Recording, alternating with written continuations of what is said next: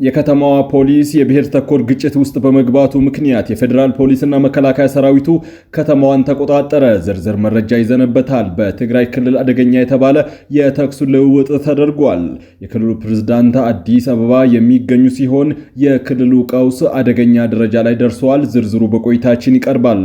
እንዲሁም በአማራ ክልል የቀጠለውን ጦርነት በተመለከተ ልዩ ሰበር ዜና ከግንባር ደርሶናል። ተጨማሪ ዘገባ ይዘነበታል። ጌታቸው ረዳ እስካሁን ድረስ ያፈኑትን ሚስጥር አፈነዱት። በቆይታችን ዝርዝር መረጃውን ታደምጣላችሁ። ክቡራትና ክቡራን የጥበብ ሚዲያ ቤተሰቦች በዛሬው ቆይታችን እነዚህንና ሌሎችንም የሀገር ውስጥ መረጃዎችን በዝርዝር ወደ እናንተ እናደርሳለን። ጥበብ ሚዲያ በጋዜጠኞች የተመሰረተ ሚዛናዊና ተአማኒ መረጃዎችን በየዕለቱ የሚያደርሳችሁ ገለልተኛ የሚዲያ ተቋም ነው። ለቤቱ አዲስ የሆናችሁ ሰብስክራይብ በማድረግ የደወል ምልክቷን በማብራት የቤቱ አባል ትሆኑ ዘንድ በታላቅ ትህትና እንጋብዛለን። በቅድሚያም የዕለቱን የቢዝነስ ዘገባዎች አስቀድመን ወደ ዝርዝር ዘገባዎቹ የምናልፍ ይሆናል። ጥበብ ሚዲያ የህዝብ ድምጽ ነው።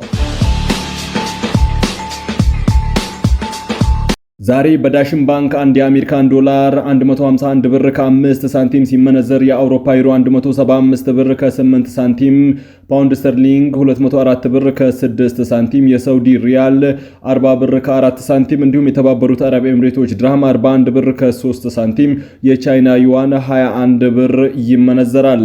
በአቢሲኒያ ባንክ ዶላር 151 ብር ከ9 ሳንቲም፣ ፓውንድ 202 ብር ከ3 ሳንቲም፣ የአውሮፓ ዩሮ 176 ብር ከ8 ሳንቲም፣ የተባበሩት አረብ ኤምሬቶች ድርሃም 43 ብር ከ9 ሳንቲም፣ ሪያል 43 ብር ከ4 ሳንቲም እንዲሁም የቻይና ዩዋን 21 ብር ከ5 ሳንቲም ይመነዘራል።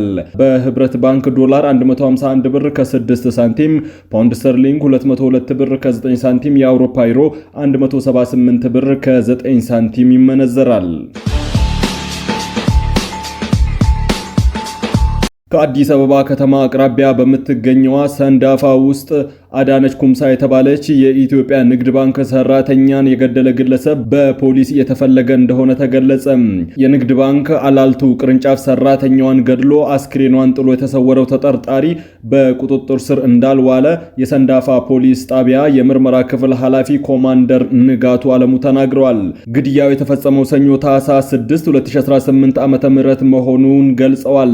በሰንዳፋ ከተማ ጎማጣ ወደ ተባለ ስፍራ ተወስዳ ከምሽቱ 3 ሰዓት አካባቢ ነው ግድያው የተፈጸመባት።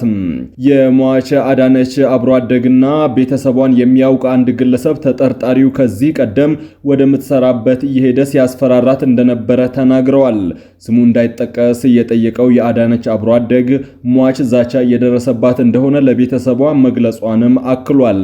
በተገደለችበት ዕለት ሜክሲኮ አካባቢ የንግድ ባንክ ስልጠና ላይ ውላ ወደ ሰንዳፋ እንደተመለሰች ተናግረዋል። የዛኑ ዕለት ከ1 ሰዓት እስከ 2 ሰዓት ለሰዎች እንደደወለችም ተናግረዋል። አዳነች በኢትዮጵያ ንግድ ባንክ እልልቱ ቅርንጫፍ ለ3 ዓመት የሰራች ሲሆን ለዓመታት በትውልድ ቀይዋ ምዕራብ ወለጋ አካባቢ በመንግስት ስራ ላይ እንደቆየች አብሮ አደጓ ተናግረዋል።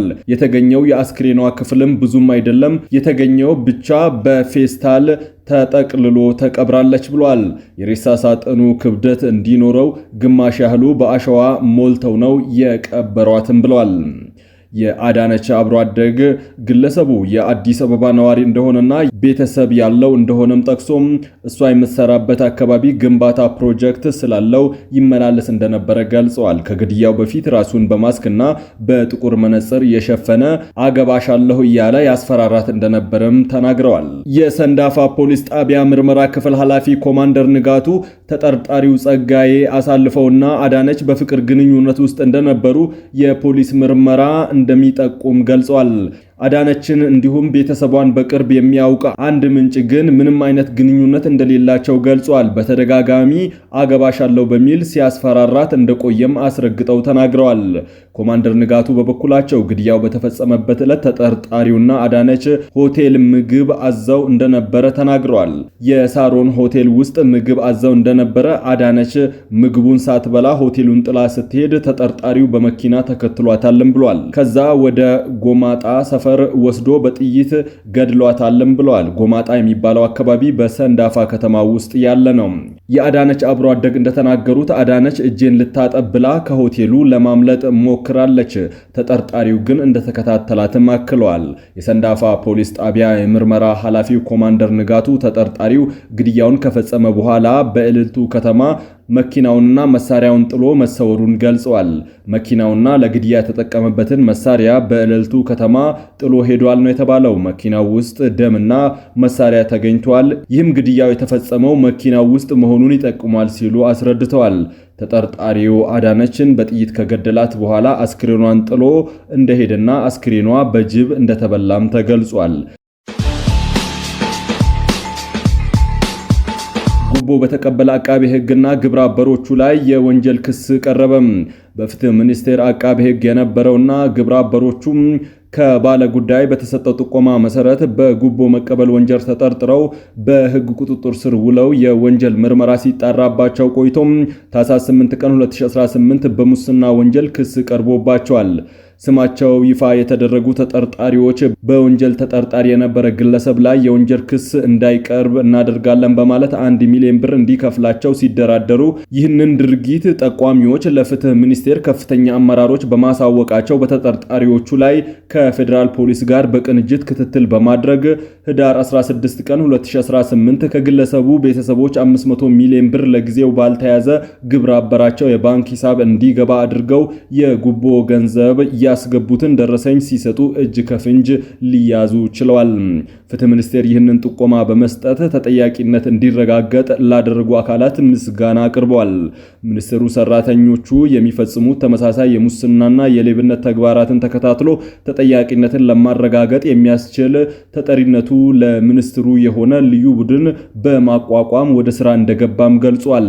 እንደዚህ አይነት ተግባራትን በሚፈጽሙ ሰራተኞች ላይ ተጠያቂነትን ለማረጋገጥ ቁርጠኛ ነን ያለው ሚኒስቴሩም በፍትህ አካላት የሚፈጸም የሙስና ተግባር ከየትኛውም በላይ አስከፊ በመሆኑ ማንኛውም ሀገር ወዳድ ዜጋ ተመሳሳይ ተግባራትን አስመልክቶ ማንኛውም መረጃ ሲኖረው መረጃውን ለፍትህ ሚኒስቴር እንዲያሳውቅ ጠይቋል። ወደ ጋምቤላ ክልል የመከላከያ ሰራዊትና የፌዴራል ፖሊስ መግባቱን ርዕሰ መስተዳደሯ ተናገሩም። በጋምቤላ ክልል ተቀስቅሶ የነበረውን ግጭት ተከትሎ የመከላከያ ሰራዊትና የፌዴራል ፖሊስ ወደ ክልሉ መግባቱን የክልሉ ፕሬዝዳንት አለሚቱ ኡሙድ ተናግረዋል። ርዕሰ መስተዳደሯ በክልሉ የጸጥታ ችግር ተፈጥሮ እንደነበር አልሸሸጉም። የግጭቱ መንስኤን በተመለከተ ሲናገሩ አንድ የፖሊስ አዛዥ በመገደሉ ምክንያት መሆኑን ገልጸው አዛዡ ከመገደላቸውን በፊት የጸጥታ ችግሮች በአካባቢው ሲፈጠሩ እንደነበር አሳውቀዋል። ይሁን እንጂ ከግድያው በኋላ አካባቢው ሰላም የነበረ ቢሆንም አንዳንድ አካባቢዎች ላይ የተለያዩ የተኩስ ድምጾች ሲሰሙ እንደነበረ ተናግረዋል። በክልሉ የተነሳው ግጭት አሁን ላይ እንደተረጋጋና የከተማው እንቅስቃሴ ሰላማዊ መሆኑና በከተማው የሚታይ ነገር እንደሌለ ርዕሰ መስተዳደሯ ተናግረዋል። ግጭቱን ለማረጋጋትና የከተማውን ሰላም ለመጠበቅ ወደ ክልሉ የመከላከያ ሰራዊትና የፌዴራል ፖሊስ አባላት መግባታቸውን አስረድተዋል። ከዚህ በተጨማሪም አንዳንድ አካባቢዎች ላይ ችግር መኖራቸውን ገልጸው በቦታው ሰላም ለማስፈን እየተሰራ ነው ብሏል።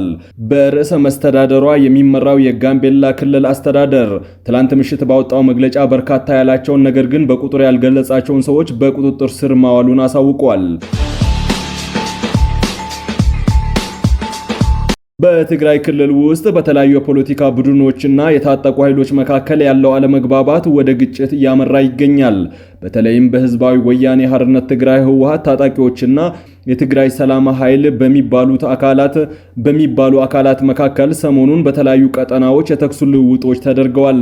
በክልሉ ገዢው ህወሓት አመራሮች መካከል የተፈጠረው የሐሳብ መከፋፈል ወደ ታች መዋቅርና ወደ ታጣቂ ኃይሎች እየወረደ መሆኑ ይነገራል። ይህ ክፍተት የትግራይ ሰላም ኃይል ነን በሚሉና አሁን ያለውን የክልል የሽግግር አስተዳደር ወይም የፓርቲውን አካሄድ በሚቃወሙ ወገኖች መካከል መቃቃርን ፈጥሯል። በተለያዩ የክልሉ ዞኖች በተለይም በማዕከላዊና በደቡባዊ ትግራይ አካባቢዎች በሁለቱም ወገኖች መካከል የተኩስ ልውውጦች መኖራቸውን የአካባቢው ምንጮች ጠቁመዋል። የክልሉ ጊዜያዊ አስተዳደርና የህወሓት አመራሮች ሰላምን ለማደፍረስ የሚንቀሳቀሱ ኃይሎች አሉ ሲሉ ይከሳሉ። በሌላ በኩል የሰላም ኃይል ነን የሚሉ ወገኖች ደግሞ አሁን ያለው አመራር የፕሪቶሪያን የሰላም ስምምነት በአግባቡ የተገበረ አይደለም የሚል ቅሬታ አቅርበዋል። ይህ የውስጥ አለመግባባት ወደ መጠነ ሰፊ ጦርነት እንዳያመራ በክልሉ የሚገኙ የሲቪል ማህበራትና የሃይማኖት አባቶች ስጋታቸውን እየገለጹ ይገኛሉ። በአማራ ክልል የተለያዩ አካባቢዎች በፋኖ ታጣቂዎችና በመንግስት የጸጥታ ኃይሎች መካከል ጦርነት ተደርጓል። ባለፉት ጥቂት ቀናት ውስጥ በተለይም በጎጃም፣ በጎንደር፣ በወሎ አካባቢዎች ከፍተኛ ተኩስ ልውውጥ መደረጉ ተዘግቧል። እንደየአካባቢዎቹ ምንጮች ገለጻ የፋኖ ታጣቂዎች በመንግስት የጸጥታ ኃይሎች ላይ ድንገተኛ ጥቃቶችን በመሰንዘር ላይ ናቸው። በምስራቅ ጎጃም ውስጥ በሚገኙ ከተሞች ከአቅራቢያ በሁለቱም ወገኖች መካከል ከባድ ውጊያ መደረጉን የተገለጸው ከግጭቱ ጋር ተያይዞ ወደ ተለያዩ ከተማዎች የሚያመሩ ዋና ዋና መንገዶች ለተወሰኑ ሰዓታት ተዘግተው የነበረ ሲሆን ይህም በንግድና በትራንስፖርት እንቅስቃሴ ላይ መስተጓጎልን ፈጥሯል። ግጭት የተደረገባቸው በሚገኙ አካባቢዎች የሚገኙ ነዋሪዎች በከባድ መሳሪያ ድምጽ መታወካቸውንና ለደህንነታቸው ስጋት እንዳላቸው ገልጸዋል። የፌዴሪ መከላከያ ሰራዊትና የክልል የጸጥታ ኃይሎች ህግ ማስከበር ተግባርን እያከናወኑ መሆኑን እየገለጹ ሲሆን ታጣቂዎቹ የህዝብን ሰላም እያደፈረሱ ነው በሚል እርምጃ እየወሰዱ መሆኑን በተደጋጋሚ ይገልጻሉ። ታጣቂዎቹ በበኩላቸው የህዝብን ማንነት፣ ደህንነት ለማስጠበቅ የተንቀሳቀሱ መሆኑንና የመንግስት ኃይሎች ኢላማ ያደረጉ ጥቃቶችን እንደሚቀጥሉ በማህበራዊ ሚዲያዎች ገልጸዋል።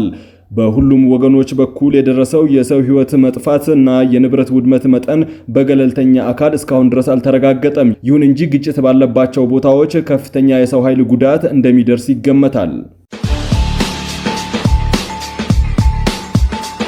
የቀድሞ የትግራይ ክልል ጊዜያዊ አስተዳደር ፕሬዝዳንት ጌታቸው ረዳ በፕሪቶሪያው የግጭት ማቆም ስምምነት መሰረት ሰላም ስር መስደድ አለመስደዱ የሚወሰነው ሁለቱ ወገኖች ሰላምን እንደ ግዴታ ይወስዱታል ወይስ ውስጣዊ ሽኩቻ ማራመጃ አድርገው ይጠቀሙበታል በሚለው እንደሆነ አፍሪካን ሪፖርት መጽሔት ላይ ትላንት ባወጡት ዘለግ ያለ ሐተታ ገለጹ። ጌታቸው ከስምምነቱ መፈረም በኋላ በትግራይ ፖለቲከኞች መካከል የተፈጠረው ችግር ስምምነቱ መኖር አለበት ወይስ የለበትም የሚለው ሳይሆን የትግራይ ሽግግርን ማን ይምራው የሚል እንደሆነ ነው የጠቀሱት። ጌታቸው አያይዘውም የፕሪቶሪያ የፖለቲካ ኃይሎች አንድ ስምምነት ለቡድናዊ ጥቅም ሲያውሉት ሰላምን ምን ያህል እንደሚሸረሽር በግልጽ አሳይቷል ብለዋል። ጌታቸው የምዕራብ ትግራይ ራያና የፌዴራሉ ሰራዊት አወጣጥ ጉዳይ ላይ በፕሪቶሪያ ድርድር ያልተካተተው በእነዚህ ጉዳዮች ሳቢያ ድርድሩ ከከሸፈ በትግራይ ህልውና ላይ የከፋ መዘዝ ይመጣል በሚል ስሌት መሆኑን አሳውቀዋል።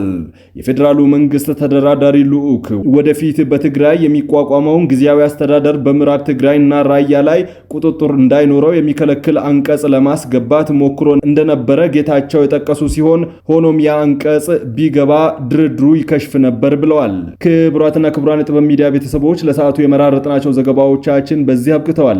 ከኛ ጋር በመሆን መረጃን ከጥበብ ስለተከታተላችሁ ከልብ እናመሰግናለን። ሚዲያችን በጋዜጠኞች የተመሰረተ ሚዛናዊና ተአማኒ መረጃዎችን በየዕለቱ የሚያደርሳችሁ ገለልተኛ ሚዲያ ተቋም ነው። ለቤቱ አዲስ የሆናችሁ ሰብስክራይብ በማድረግ የደወል ምልክቷን በማብራት የቤቱ አባል ትሆኑ ዘንድ በታላቅ ትህትና ጋብዘን ተሰናበትን። ሰላም።